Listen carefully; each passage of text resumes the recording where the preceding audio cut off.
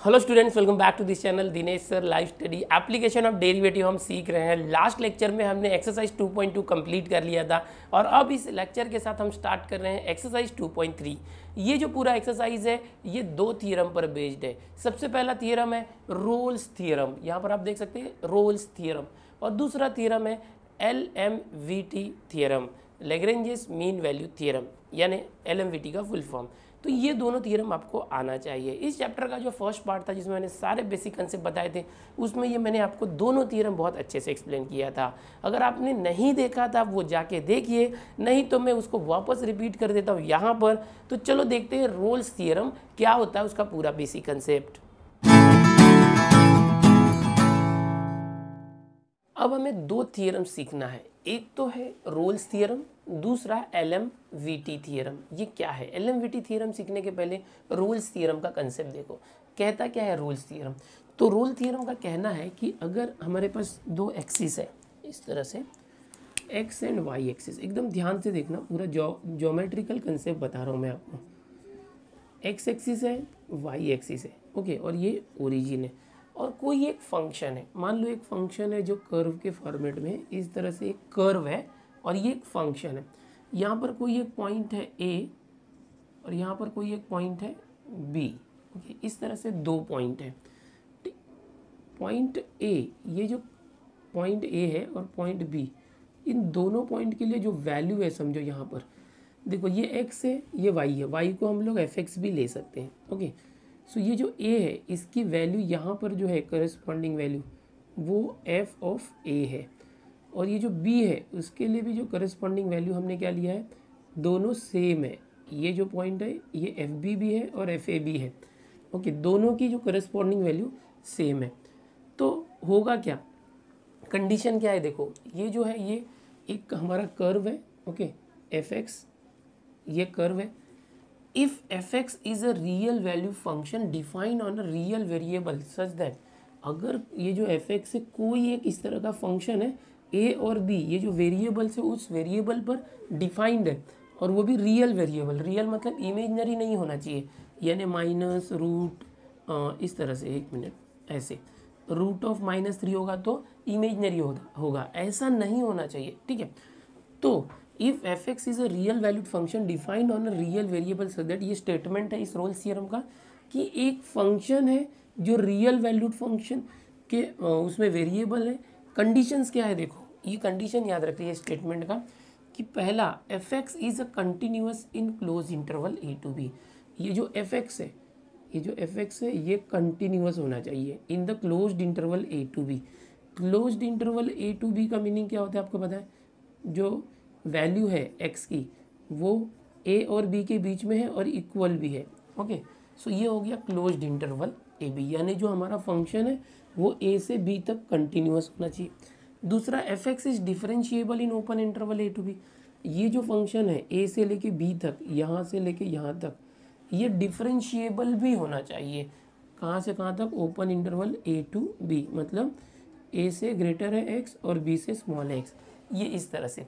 तो दो कंडीशन है, पहली कंडीशन क्या है, fx is continuous in closed interval और fx is differentiable in open interval. और तीसरी कंडीशन क्या है, fa is equal to fb, ये दोनों सेम होना चाहिए। जैसे मैंने बताया a के लिए जो fa की वैल्यू है और b के लिए जो fb की वैल्यू है दोनों सेम है। तो अगर ये तीनों कंडीशन सेटिस्फाई होते हैं तो क्या याद रखना है, रोल्स थ्योरम के लिए 3 कंडीशंस है। पहला कंडीशन, जो दिया हुआ फंक्शन है वो कंटिन्यूअस होना चाहिए a to b इस क्लोज इंटरवल में। दूसरा, जो दिया हुआ फंक्शन है वो डिफरेंशिएबल होना चाहिए a to b open interval में। तीसरा, fa और fb की वैल्यू सेम होना चाहिए, यानी जो फंक्शन a है fa यहाँ पर और जो यहाँ पर fb है ये दोनों की वैल्यू सेम होनी चाहिए, यानी कि अगर fa 3 है तो fb भी 3 आना चाहिए, इस तरह से। अगर ये तीनों कंडीशन फॉलो होते हैं तो क्या थियरम क्या कहता है कि अगर ये तीनों कंडीशन फॉलो हुए तो then there exist a real number c in the domain a to b, ये जो open interval a to b है इसके बीच में कहीं तो एक पॉइंट c मिलेगा, और क्या होगा, eight that point derivative will be 0। अब ध्यान से देखना, एक पॉइंट c कहाँ होगा, इसको जरा मैं हटा देता हूँ, ओके। ये जो हमारा कर्व है इसके ऊपर कहीं तो एक पॉइंट सी मिलेगा, eight that point derivative is zero. देखो आपको पता है हमने 2.1 के एक्सरसाइज में किया है कि कोई भी कर्व है उसका अगर टेंजेंट निकालना है, टेंजेंट का स्लोप निकालना है, तो क्या करोगे, इस कर्व को डिफ्रेंशिएट करते हैं तो इस टेंजेंट का स्लोप आता है एट दैट पॉइंट। ओके, सो अगर समझो यहाँ पर एक पॉइंट हमें मिलता है सी पॉइंट और ये इसका टेंजेंट है समझो, तो कैसा टेंजेंट मिलेगा, ये जो टेंजेंट है वो पैरेलल है एक्स एक्सिस को। जो टेंजेंट है किसको पैरेलल है, एक्स एक्सिस को। एक्स एक्सिस का स्लोप क्या होता है, जीरो। एक्स एक्सिस का स्लोप जीरो, तो ये अगर एक्स एक्सिस को पैरेलल है तो इसका भी स्लोप क्या आ गया, जीरो। स्लोप जीरो आया मतलब क्या, जो इसका डेरिवेटिव है at this point C, derivative at this point C is zero आ गया ना। मतलब एक पॉइंट ऐसा मिलेगा कि जिसका डेरिवेटिव जीरो आएगा या स्लोप जीरो आएगा इस कर्व के अकॉर्डिंग। सो यही है कि अगर ये तीनों केसेस फॉलो होते हैं, कंडीशन फॉलो होते हैं, तो हमें एक पॉइंट मिलता है सी, उस पॉइंट, और वो पॉइंट भी क्या होगा, ए और बी के बीच में होगा, जैसे ये पॉइंट है, और उस पॉइंट के ऊपर जो डेरिवेटिव है वो जीरो आएगा। ये तो हो गया पूरा रोल्स थ्योरम का कंसेप्ट कि ये केसेस है, ये केसेस फॉलो होगा तो एक पॉइंट मिलेगा सी जिसका डेरिवेटिव सी पॉइंट पर उस फंक्शन का डेरिवेटिव जीरो होगा। अब एक्सरसाइज के अंदर क्वेश्चन कैसे आएंगे उसके ऊपर ध्यान देते हैं। एक्सरसाइज में एक ऐसा क्वेश्चन आएगा, मान लो आपको एक फंक्शन दिया y is equal to 2x² plus 3x plus 5 and बोला जाएगा कि बताओ कि ये जो दिया हुआ फंक्शन है इसमें रोल्स थ्योरम अप्लाई होता है या नहीं। तो आपको क्या करना है, आप सबसे पहले चेक करोगे पहला केस, जो फंक्शन है वो कंटिन्यूस है या नहीं, वो चेक करोगे। दूसरा केस चेक करोगे कि जो फंक्शन है वो डिफरेंशिएबल है या नहीं, ऐसे चेक करोगे। उसके बाद आप चेक करोगे जो एफ ए की वैल्यू और एफ बी की वैल्यू सेम है या नहीं है। अगर ये तीनों केस सेटिस्फाई हो रहे हैं तो आप सी की वैल्यू निकालोगे, उसका डेरिवेटिव निकालोगे।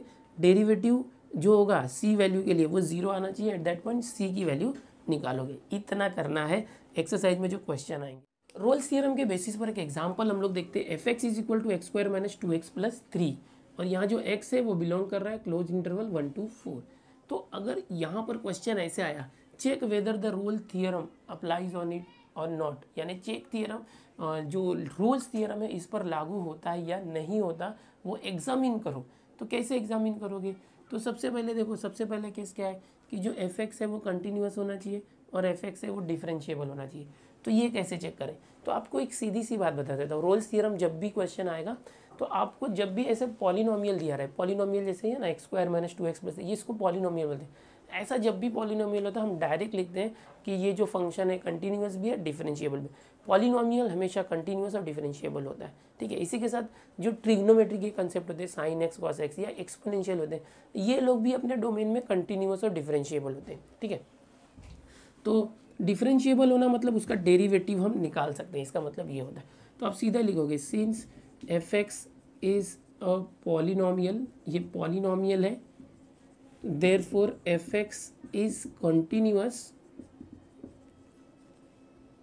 ऑन, या तो in interval, f x is continuous for x belongs to 1 to 4, ये लिखेंगे। And f x is differentiable, f x is differentiable, direct लिखना है आपको, कुछ सॉल्व नहीं करना है। फॉर एक्स ओपन इंटरवल है ना, यहाँ ओपन इंटरवल था, देखो डिफरेंशिएबल करेंगे तो ओपन। तो हम लोगों को ये जो पॉलिनोमियल दिया था इसमें चेक करना था रोल्स थ्योरम अप्लाई होता है या नहीं, एग्जामिन करना था। तो सबसे पहले जो दो केसेस थे, पहला कंटिन्यूअस दूसरा डिफरेंशिएबल ला दिया है। अब तीसरा केस लाना है एफ ए और एफ बी इक्वल है या नहीं। तो कैसे लाओगे, जो एफ ए करना है, एफ ए की जगह पर क्या वैल्यू है 1 है, सो एफ ऑफ 1 करना है। एफ ऑफ 1 मतलब जहाँ भी एक्स है वहाँ 1 कर दो, एक्स की जगह 1 कर दो, तो क्या आ जाएगा 1 स्क्वायर 1 माइनस 2 1 था 2 प्लस 3, 1 माइनस 2 माइनस 1 प्लस 3, या तो 3 माइनस 2 1, 1 प्लस 1 2 आ गया, तो ये 2 आ गया। अब एफ ऑफ बी लाना है, देखो ये दोनों को सेम लाना है, एफ ऑफ ए और एफ ऑफ बी को सेम लाना है। एफ ऑफ बी, अब बी क्या है, देखो ये ए था और ये बी है 4, सो अब जहाँ भी एक्स है 4 रख दो, 4 square minus 2 into 4 plus 3 is equal to 4 square 16, 2 4 जा 8 प्लस 3, 16 माइनस 8, 8 प्लस 3 11, दोनों सेम नहीं आए, f A is not equal to F b. इसके बाद आप क्या लिखोगे, दोनों सेम नहीं आया तो hence conditions of Rolle's theorem are not satisfied, satisfied, इस तरह से आपको लिखना होगा। देखो पहला कंडीशन क्या था, कंटिन्यूअस चेक करना था, तो आपने बता दिया पॉलिनोमियल है, डायरेक्ट लिखने का, एक लाइन में ही होता है। दूसरा डिफरेंशिएबल करना था, पॉलिनोमियल इसलिए डिफरेंशिएबल भी। तीसरा केस क्या है, एफ ए और एफ बी सेम होना चाहिए, तो आपने एफ ए का वैल्यू निकाला, ए मतलब ये पहली वैल्यू और बी मतलब दूसरी वैल्यू। इस फंक्शन में एक्स की जगह पर 1 रखा, एक बार 4 रखा, दोनों वैल्यू सेम आया क्या, नहीं आया। दोनों वैल्यू सेम नहीं है, इसलिए हम क्या बोलेंगे, Rolle's theorems is not verified, या तो जो कंडीशंस है वो कंडीशन वेरीफाई नहीं हो रहे या सेटिस्फाइड नहीं हो रहे। अगर ये दोनों सेम आता, दोनों की वैल्यू समझो ये 2 आया, ये भी 2 आ रहा है, या 11 है तो ये भी 11 आ रहा है, तो हम बोलते हैं f A is equal to F b, hence conditions of Rolle theorems are satisfied. कभी कभी क्या बोलता है कि ये पॉइंट सी भी फाइंड आउट करो, ये जो पॉइंट सी है ना, ये सी निकालो, तो एट दैट टाइम क्या होगा, पहले कंडीशन सेटिस्फाई होना चाहिए, ये एफ ए और एफ बी सेम आएगा। इसके बाद आपको क्या करना है, ये जो एफ एक्स है उसका डेरिवेटिव निकालना है। अगर ये इक्वल हुआ तो इसका डेरिवेटिव क्या आएगा, एक्स स्क्वायर का डेरिवेटिव 2x माइनस 2x का डेरिवेटिव 2 और 3 का 0। अब यहाँ पर है ना, आपको क्या करना पड़ेगा, एफ डैश सी 0 आना चाहिए, तो एफ डैश सी तो ऐसे लेंगे, एफ डैश एक्स की जगह सी ले लो, 2x की जगह सी माइनस 2, ये 0 लाना है, F dash C 0, 2c minus 2, so minus 2 यहाँ है तो 2 इज इक्वल टू 2c, तो 2c is 2, c is 2/2, c is equal to 1। इतना एक्स्ट्रा पार्ट करना होगा, कब, अगर ये इक्वल आया तो ये करना है, ठीक है। अगर हमें बोला c की वैल्यू निकालो रोल्स थ्योरम में, तो ये करोगे, नहीं तो ये जो है ये c की वैल्यू, अगर सिर्फ इतना ही बोला कि कंडीशन वेरीफाई हो रहा है या नहीं, तो यहाँ तक करके आपको छोड़ देना है। और अगर ये इक्वल नहीं है तो ये नहीं करना होता है, ये इक्वल होगा तो ऐसा करना होता है। इस तरह से c की वैल्यू निकालना होता है। जो फंक्शन एफ एक्स है उसका डेरिवेटिव ले लोगे, फिर x की जगह c रखोगे, फिर एफ डैश सी जो है इसको 0 लेना है, एफ डैश सी जो है 0 लिया तो c की वैल्यू आपको मिल जाएगी। ये रोल्स थ्योरम है। अगर आपको ये रोल्स थ्योरम समझ में आया होगा तो लैग्रेंजेस मीन वैल्यू थ्योरम भी समझ में आ जाएगा। बहुत ही ईजी है, करना कुछ नहीं है। बहुत से बच्चों को टफ लगता है लेकिन बहुत आसान है। 3 कंडीशन सेटिस्फाई होनी चाहिए, उसके बाद एक वैल्यू मिलती है c। तो अभी आपने देख लिया रोल्स थ्योरम क्या होता है। तो याद रखो 3 ही कंडीशन है, सबसे पहले कंटिन्यूअस लाना है, दूसरा डिफरेंशिएबल उसको बताना है, और तीसरा क्या है कि एफ ए और एफ बी की वैल्यू सेम लानी है। अब 2 बातें ध्यान रखनी है, अगर रोल्स थ्योरम चेक करने के लिए कहा जाए और वेरीफाई करने के लिए कहा जाए, अगर बोला जाए वेरीफाई रोल्स थ्योरम और चेक द रोल्स थ्योरम, तो 2 अलग अलग टाइप के सम्स है। अगर चेक करने के लिए कहा जाए तो यहाँ पर जो c वैल्यू होती है वो फाइंड करने की ज़रूरत नहीं है। c वैल्यू कैसे निकालनी सिखाया मैंने कि f derivative eight point c, function का डेरिवेटिव c पॉइंट पर 0 आता है तो उस पॉइंट पर c निकाल दें। तो वो जब चेक करोगे तो वो c निकालने की ज़रूरत नहीं है, जब वेरीफाई करने बोलेगा तो c निकालेंगे। तो चलो देखते हैं, यहाँ पर बोला गया question number 1, check the validity of the Rolle's theorem. Rolle's theorem valid है या नहीं है, वेरीफाई करने नहीं बोला है तो हम c वैल्यू नहीं फाइंड करेंगे, ओनली वैलिडिटी देखेंगे। यहाँ पर सबसे पहले देखो ये जो एफ एक्स दिया हुआ है, ये फंक्शन क्या है, x square minus 4x plus 3। ऐसे जितने भी फंक्शन होते हैं उसको पॉलिनोमियल बोलते हैं। ओके, ये इस तरह से एग्जाम्पल के तौर पर ये देखो 3x raise to 5 plus 4x cube plus 2x minus 7, ये ऐसे जो होते हैं ना इसको पॉलिनोमियल्स कहा जाता है। और हर एक पॉलिनोमियल हो, ट्रिग्नोमेट्रिक फंक्शन हो, एक्सपोनेंशियल हो, लॉगरिथमिक हो, वो सब डिफरेंशिएबल होते हैं, कंटिन्यूअस होते हैं विद इन द डोमेन। तो यहाँ पर आपको लिखना है since f x is a polynomial, since f x is a polynomial therefore f x is continuous, इसका एट x बिलोंग्स टू 1,3 ऐसे लिखना है।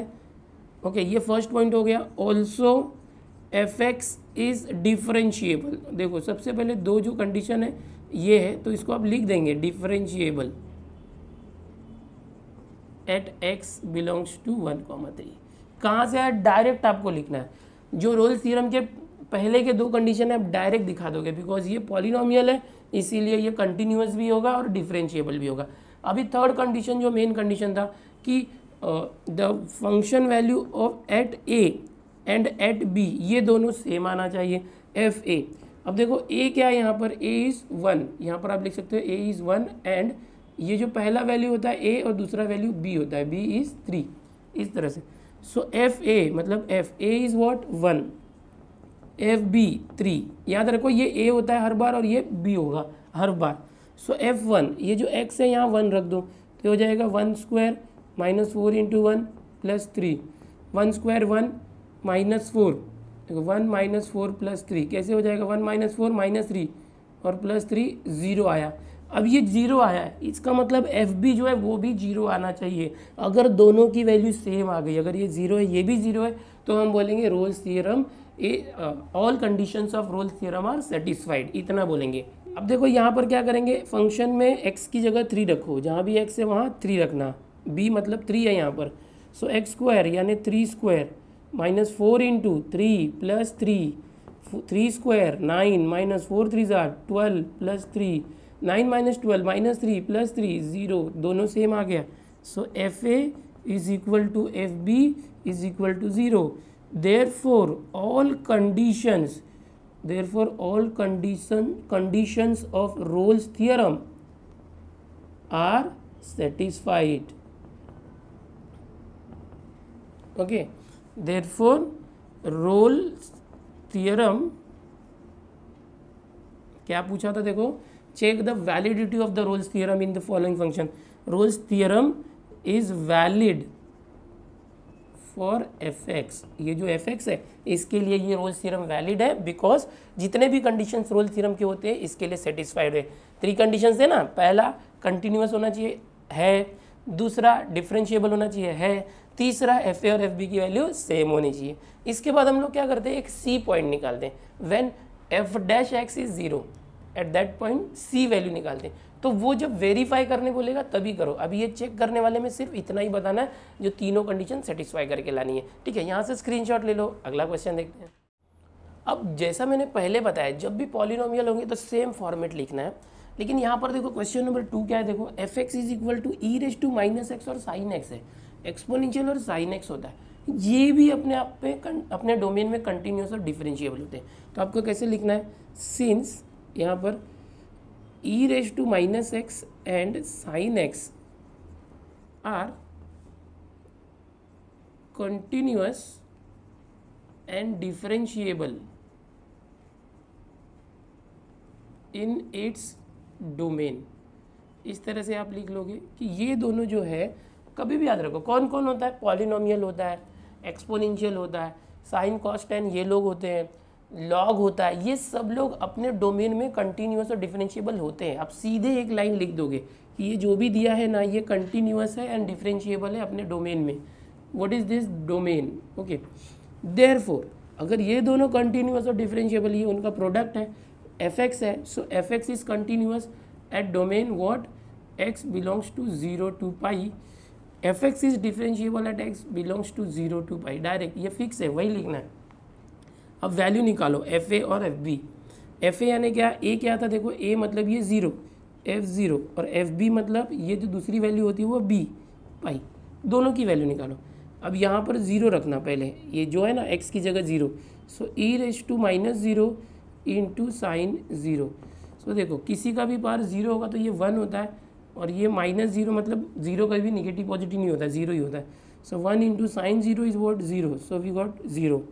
एफ पाई, यहाँ पर पाई रखना, E raise to minus pi into sine X की जगह pi, so E raise to minus pi into sine pi 0 होता है, साइन ऑफ 180 0 होता है, 0 into anything is 0। So F A is equal to F B is equal to 0। Therefore all conditions of Rolle's theorem are satisfied, therefore Rolle's theorem is valid for F x. देखो बाकी का format same है, बिल्कुल वैसे ही लिखना है, खाली यहाँ जो फंक्शन में क्या दिया है सिर्फ उसको अलग से यहाँ लिख देना है, कंटिन्यूस और डिफरेंशिएबल है। ठीक है, ये क्वेश्चन नंबर 1 में सेकंड हो गया। ये वाला क्वेश्चन है 4th वाला, ये बिल्कुल सेकंड जैसा ही है। यहाँ पर देखो साइन एक्स दिया है माइनस कॉस एक्स तो फंक्शन के अंदर, और ये मैंने अभी सेकंड क्वेश्चन में ही बताया था आपको, since sine x and cos x are continuous, ये डायरेक्ट आपको लिखना है, ट्रिग्नोमेट्री के है, कंटिन्यूस एंड डिफरेंशिएबल, ये दोनों कंटिन्यूस होते हैं और डिफरेंशिएबल होते हैं ऑन इट्स डोमेन, अपने डोमेन में। Okay, so F x is continuous on, इसका डोमेन क्या दिया है 0 to 2 पाई, और F x is differentiable on 0 to 2 pi. F A value क्या है, देखो ये फर्स्ट वाली वैल्यू ए होती है 0 और ये बी होती है 2 पाई।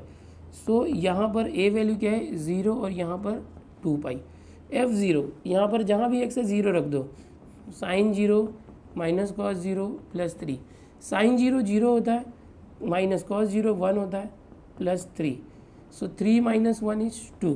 अब देखो 2 पाई रखते हैं, हाँ, sine 2 pi minus cos 2 pi plus 3, so क्या आएगा देखो इसका, साइन 2 पाई साइन 360, देखो साइन 0 साइन पाई साइन 2 पाई, जो पाई का मल्टीपल होता है वो हमेशा 0 ही होता है, माइनस कॉस 2 पाई, यहाँ कॉस का याद रखो, कॉस 0 कॉस पाई कॉस 2 पाई, कॉस 0 तो 1 होता है, कॉस पाई माइनस 1 होता है और कॉस 2 पाई वापस 1 होता है, तो ये याद रखना है, ठीक है। सो माइनस कॉस 2 पाई क्या है 1 प्लस 3, और ये माइनस जो है पहले से था, सो क्या आ गया माइनस 1 प्लस 3 अगेन 2, दोनों सेम आ गए। So I will write F A is equal to F B, therefore all conditions of Rolle's theorem are satisfied, therefore Rolle's theorem is valid for F x. Okay, पिछले question को ही मैंने modify कर दिया। तो ये देखो बहुत ही आसान है क्वेश्चन नंबर 1, जिसमें हमें रोल्स थ्योरम वेरीफाई करना है। कितने स्टेप्स है, सबसे पहला तो ये एक स्टेप होता है कंटिन्यूअस बताना, दूसरा स्टेप होता है कि उसको डिफरेंशिएबल बताना, और तीसरे स्टेप में ये बताना होता है कि एफ ए और एफ बी दोनों इक्वल है। तो ये जब चेक करना होगा तब ऐसे करेंगे, वेरीफाई करना होगा तो सी की भी वैल्यू निकालनी है। चलो अगला क्वेश्चन देखते हैं। 4 क्वेश्चन तक हो चुका है, अब 5th और 6th बहुत ही इंपॉर्टेंट है, एकदम ध्यान से देखो। क्वेश्चन नंबर 1 के अंदर जो 5th है क्या है, देखो f x is equal to x square in its domain 0 to 2, जो x की वैल्यू 0 से लेके 2 के बीच में होगी तो एक्स स्क्वायर है, और फंक्शन दूसरा भी दिया है 6 माइनस एक्स, कब, जब x की वैल्यू 2 और 6 के बीच में होगी। तो देखो यहाँ पर जो एक्स स्क्वायर और 6 माइनस एक्स है ये दोनों पॉलिनोमियल है, तो ये अपने डोमेन में कंटिन्यूअस भी होगा डिफरेंशिएबल भी होगा। यहाँ पर लिखेंगे since f x is polynomial in both cases, therefore it is continuous and differentiable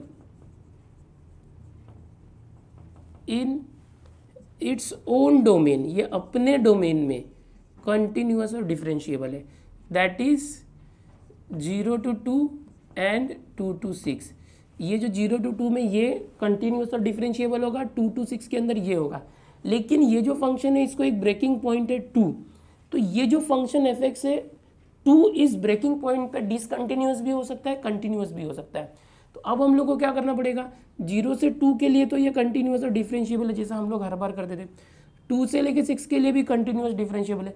इस ब्रेकिंग पॉइंट 2 पर हमें चेक करना है कि क्या वो कंटिन्यूअस है या डिसकंटिन्यूअस, और डिफरेंशिएबिलिटी भी चेक करना पड़ेगा।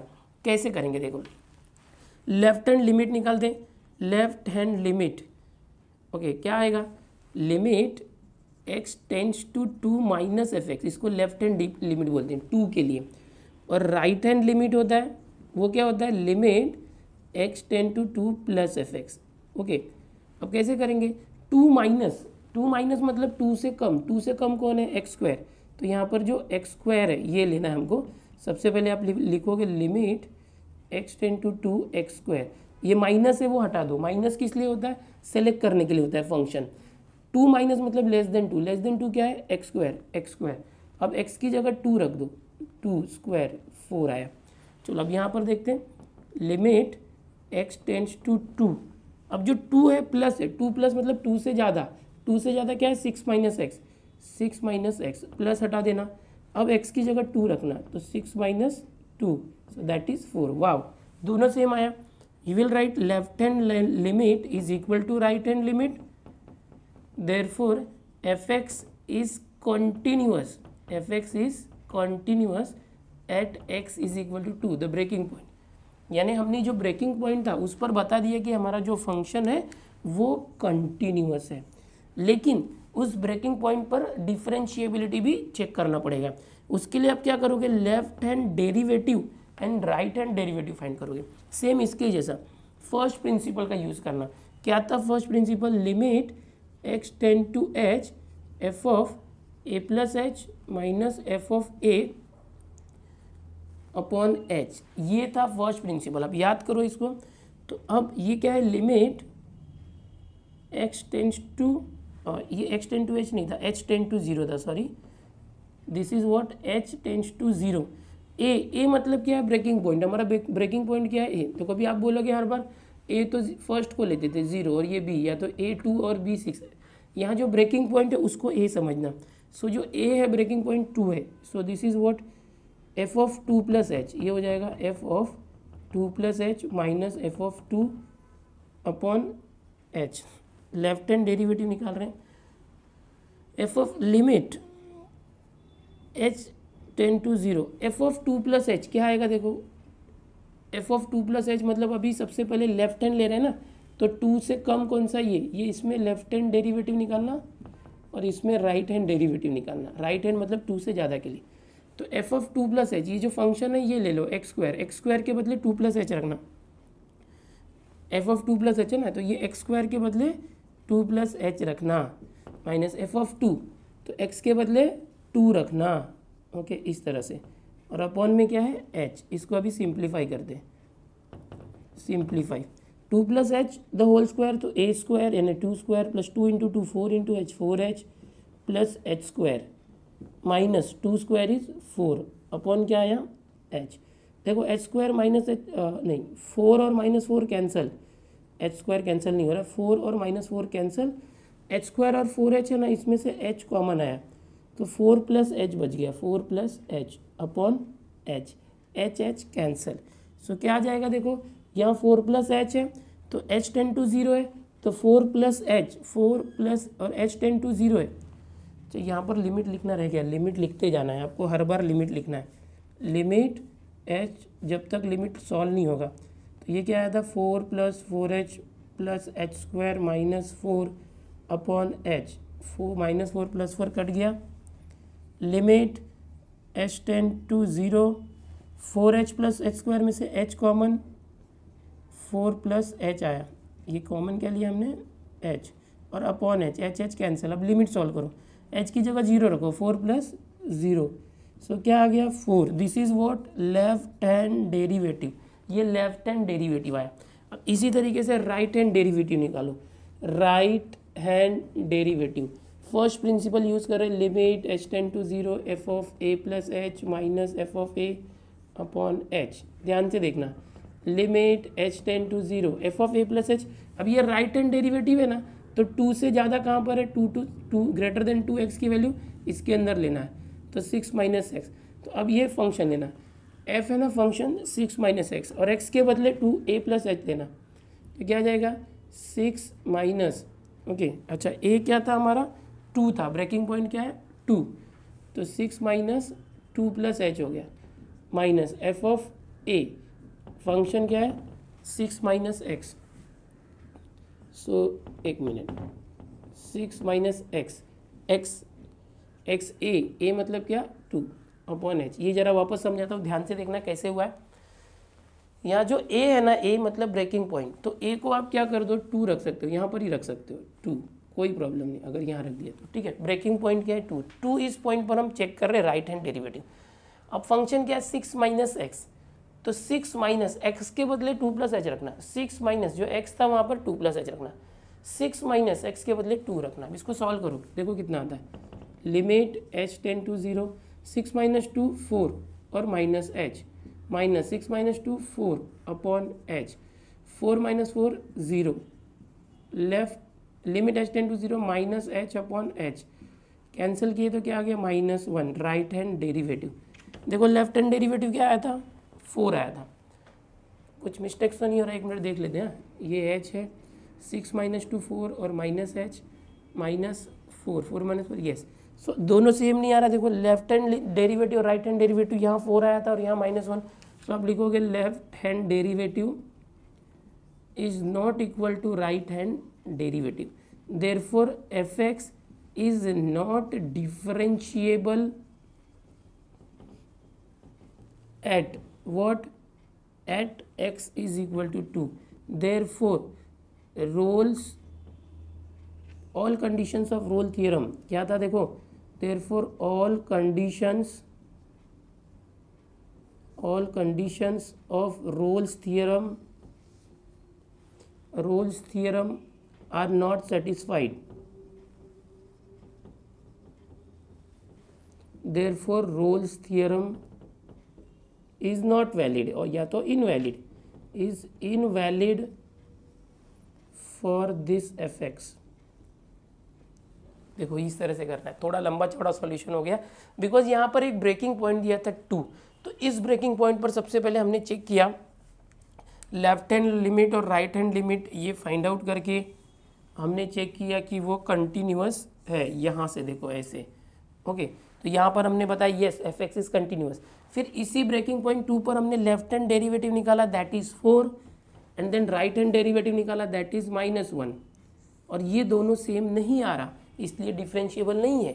अगर किसी भी डोमेन में किसी भी पॉइंट पर डिफरेंशिएबल नहीं है या कंटिन्यूअस नहीं है, तो एक कंडीशन भी अगर फॉलो नहीं होगी, सेटिस्फाई नहीं होगी, तो roles theorem is invalid for this F x. तो ये हो गया क्वेश्चन नंबर 1 में 5th। ऐसे ही 6th वाला क्वेश्चन है, चलो उसको देख लेते हैं। अब अगला क्वेश्चन देखते हैं 6th। ये वाला भी 5th के जैसे थोड़ा अटपटा है। यहाँ पर जो फंक्शन देखोगे x⁻²/3 है, ये जनरली पॉलिनोमियल के जैसा ही है, लेकिन x का पावर जो है फ्रैक्शन में है, तो इसको हमें प्रॉपर चेक करना पड़ेगा, ओके। x⁻²/3 है, x बिलोंग्स टू -1 to 1, ये जो -1 to 1 है इसके लिए कंटिन्यूअस तो हो जाएगा, लेकिन डिफरेंशिएबल है या नहीं वो चेक करना जरूरी है। सो यहाँ पर हम डायरेक्ट लिख देते हैं अगर कि F x is x⁻²/3 which is, ऐसे लिखो F x is 2/3 which is continuous, ये डायरेक्ट कंटिन्यूअस हो गया है, ओके, अलजेब्रिक है, इसलिए F x is x⁻²/3 which is continuous on -1 to 1, but इसका डिफरेंशिएबल है या नहीं वो चेक करना पड़ेगा। कैसे करेंगे देखो, since f x is equal to x⁻²/3, ध्यान से देखना फ्रैक्शन है इसलिए से करें, पावर जो है वो नॉर्मल पावर इंटीजर नहीं है अपॉन में, इसलिए इसका डेरिवेटिव निकालेंगे f'(x), तो कैसे आ जाएगा, 2/3 आगे आ गया, x⁻n वाला फॉर्मूला, 2/3 आगे आया, x⁻²/3 -1, सो 2/3 x⁻2 -3 इसको सिंपल लिखेंगे तो 2/3 x⁻1/3, तो ये f'(x) आया, ठीक है। सो आपने डेरिवेटिव निकाल लिया अब इसके साथ में। अब बहुत ही इंपॉर्टेंट स्टेप ध्यान से देखना, कंटिन्यूअस के बाद दूसरा क्या होना चाहिए, डिफरेंशिएबल। कंटिन्यूअस डायरेक्ट लिख दिया, इसको left hand limit right hand limit करने की जरूरत नहीं, एक ही फंक्शन है तो ये कंटिन्यूअस ही रहेगा। कोई भी फंक्शन कंटिन्यूअस है इसका मतलब जरूरी नहीं कि वो डिफरेंशिएबल भी होगा, ओके। पॉलिनोमियल्स होते हैं तो हम लिखते हैं, बट यहाँ पर ये जो है ना इसका पावर जो है फ्रैक्शन में, इसीलिए ये कंटिन्यूअस तो है बट डिफरेंशिएबल है यानी चेक किया। अगर कोई फंक्शन डिफरेंशिएबल है तो वो कंटिन्यूअस कंपलसरी होगा, लेकिन अगर कोई फंक्शन कंटिन्यूअस है तो वो डिफरेंशियल हो सकता है, नहीं भी हो सकता है। अब यहाँ पर देखो डोमेन क्या है, -1 to 1, -1 0 1, समझो इंटीजर्स की बात करते हैं, तो -1 अगर यहाँ पर लेते हैं, ठीक है, -1 अगर मैं 0 लेता हूँ, समझो यहाँ पर देखो -1 to 1 क्या होता है, -1 0 1, इंटीजर्स की बात करें, अगर यहाँ पर 0 रख दिया जाए x की जगह 0, तो क्या हो जाएगा, इफ x इज 0 बिकॉज 0 इस डोमेन में है, देन ये 0 रखिए तो 0 एनीथिंग, समझो ये अपॉन 0 हो गया, 3 × 0 0, 2/0 हो जाएगा, 2/0 किसी का भी अपॉन 0 है तो वो इन्फानाइट वैल्यू हो जाता है, नॉट डिफाइंड। तो f'(x) जो है वो क्या आ जाएगा, वो आ जाएगा इन्फानाइट। क्यों इन्फानाइट आया, क्योंकि अगर इसके अंदर कोई एक ऐसा पॉइंट है 0 जिसकी वैल्यू रखने के बाद ये जो डेरिवेटिव है वो डिफाइन नहीं हो रहा है, इसका मतलब नॉट डिफाइंड होता है, इन्फिनिटी होता है, यानी कि कोई एक ऐसा पॉइंट मिल रहा है जिस पॉइंट पर ये डिफरेंशिएबल नहीं है। यहाँ पर आप लिखोगे therefore f(x) is not differentiable,